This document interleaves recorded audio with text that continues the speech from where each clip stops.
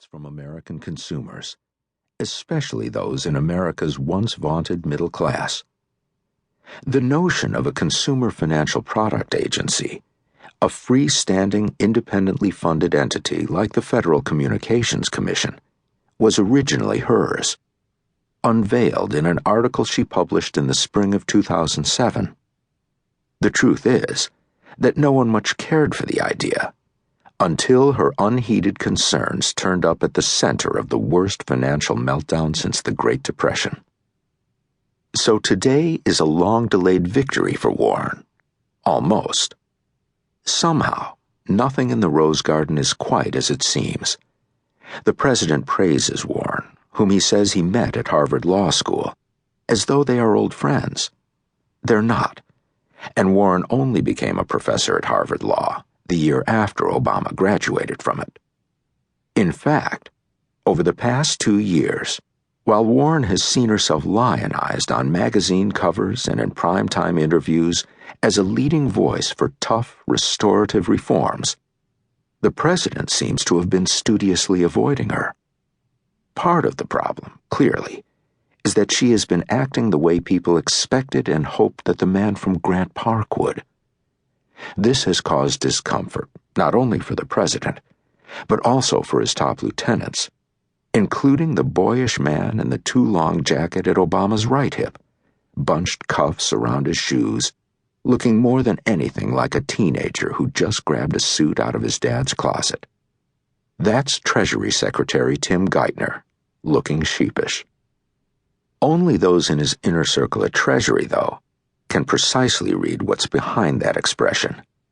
A string of private efforts across the past year to neutralize Warren. The previous fall, Geithner huddled with top aides to develop what one called an Elizabeth Warren strategy, a plan to engage with the firebrand reformer that would render her politically inert. He never worked out a viable strategy, a way to meet with Warren without drawing undesirable comparisons. And so, like the president, he didn't.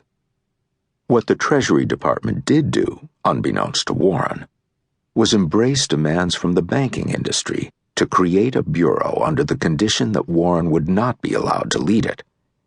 But as the financial reform bill moved to a vote in early summer, industry lobbyists were so aggrieved at the idea of an agency, they felt it unsupportable under any conditions, that they didn't bother to call in their chits on Warren.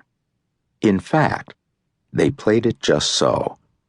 The industry managed to get the proposed agency shrunk into a bureau that would live under the auspices of the Federal Reserve, the government's greatest mixed metaphor of public purpose and private self-regard, representing as it does the dual interests of a sound monetary policy and the health of the banking industry.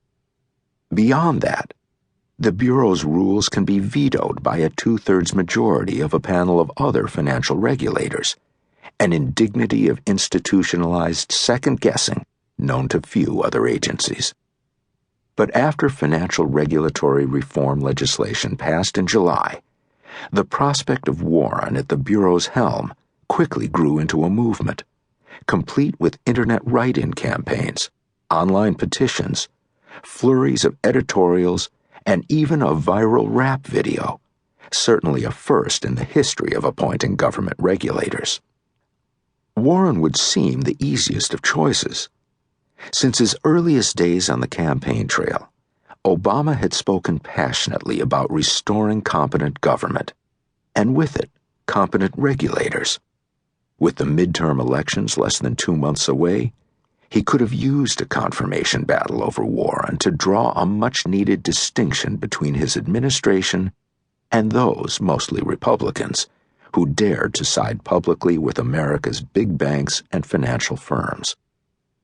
Warren's celebrated ferocity looked tailor-made to revive Obama's vast grassroots campaign network. Like an encamped army with nothing to do, the foot soldiers of the campaign had fought among themselves a bit, eaten the leftover rations, and then drifted back to private life. Field commanders still in touch with the White House signaled by midsummer that a Warren confirmation battle would rally the troops.